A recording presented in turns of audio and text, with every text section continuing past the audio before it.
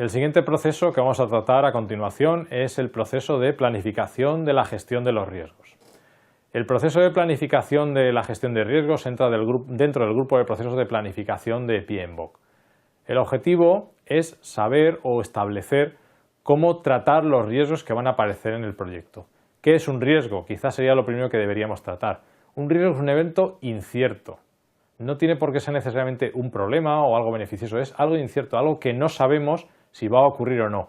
Y que una vez que ocurra, en el caso de que ocurriese, en el hipotético caso de que ocurriese, afectaría de alguna manera a alguno de los objetivos del proyecto, al menos a uno, y si no, a más de uno, ¿no? Como puede ser el coste, el tiempo, el alcance o la calidad. Definir un plan de riesgos nos ayuda a estar preparado para el caso de que se materialicen los riesgos que se consideran negativos, ¿no? Los que tienen influencias o efectos negativos, y nos ayudaría a anticipar o preparar el aprovechamiento de oportunidades.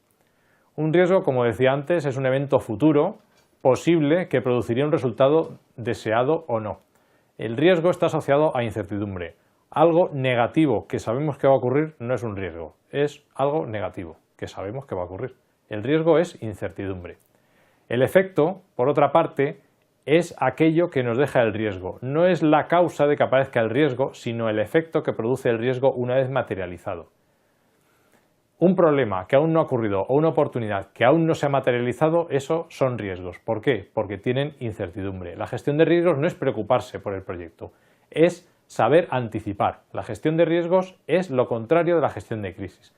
La gestión de crisis es lo que hacemos cuando tenemos un problema que ha ocurrido y que ha impactado negativamente sin haberlo esperado y tenemos de alguna manera que remediarlo o limitar los efectos que ya ha producido.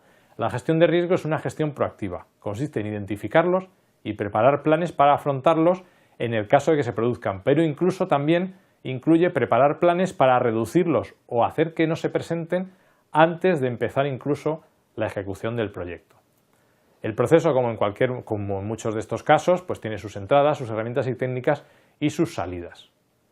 La salida principal en este caso es un plan de gestión de los riesgos, que luego veremos que tiene incidencia en otras áreas de trabajo de la dirección de proyectos. Elementos para un plan de gestión de riesgos.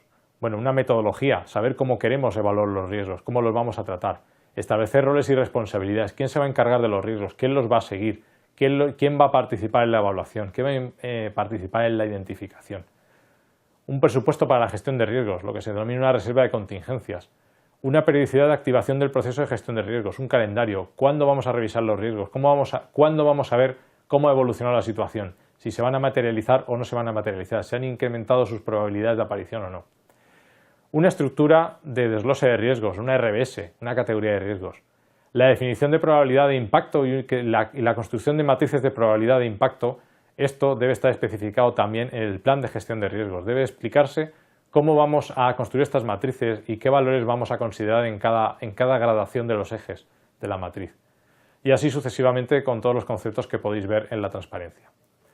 Una vez que el riesgo se ha evaluado, se pueden adoptar muchas medidas. Una de las típicas y que quiero exponer aquí, aunque se tratarán con mucho más detalle más adelante, es casos en los que a lo mejor el riesgo puede incidir en temas de tiempo o de plazos de proyecto.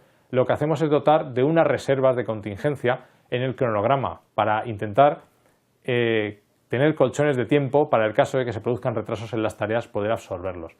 Y por otra parte, en la derecha podemos ver un ejemplo de una estructura de costes en la cual reservamos algo para el caso de que ocurra alguno de los eventos que hemos detectado que podrían suceder, o incluso alguno de los que no hemos detectado pero que es posible que sucedan, ¿no?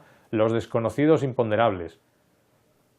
La estructura de desglose de riesgo lo que intenta es ofrecer una metodología o una herramienta para evitar que se nos olvide analizar algún tipo de riesgos. Intentamos agruparlos por familias y dentro de familias intentamos clasificarlos, de tal manera que podamos tener una guía o una especie de checklist para poder seguirlos e identificarlos y procurar que no se nos olvide ninguno.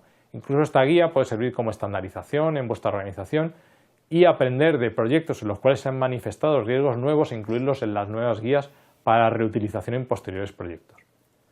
Una vez que hemos elaborado el plan de gestión de riesgos, tendremos que analizar las salidas que nos da, la información que nos da e introducirla nuevamente, si es necesario, en muchos otros procesos que hay en la dirección de proyectos. La planificación de riesgos puede incidir en la estimación de recursos o en la estimación de duraciones o en la estimación de costes o en la asignación de recursos a las actividades. Por lo tanto, una vez que hemos conseguido terminar este proceso y hemos obtenido un plan, debemos analizar la información que nos da de salida para reintroducirla en otros procesos de dirección de proyectos y conseguir incorporar este análisis y el conocimiento que nos aporta en una mejor gestión de otras áreas de la dirección del proyecto.